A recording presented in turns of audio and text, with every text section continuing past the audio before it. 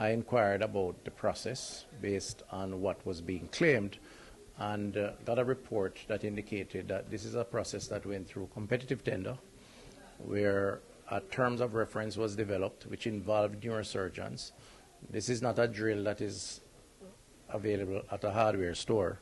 It's available it's a specialist piece of equipment that actually deals with the spine and the brain of children, and therefore a highly complicated piece of equipment.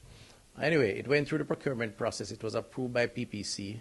I am not sure what is still the concern, given that the region took the time to meet with the opposition spokesperson. My understanding is that having agreed with the explanation given, he then went out and made some other statements, which is unfortunate because it's quite clear that the process was followed and that the comparison of some other similar type of equipment with this highly complex piece of equipment is clearly misplaced.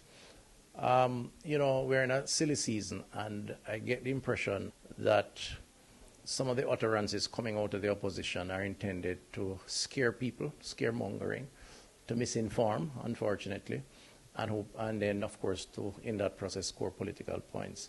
It's unfortunate, particularly because the spokesperson is a medical practitioner who should understand these issues. He's not a neurosurgeon, but he's a surgeon, and therefore I would have hoped that when the region met with him, he would have been comfortable with the explanation based on the report that I saw, that all processes were followed.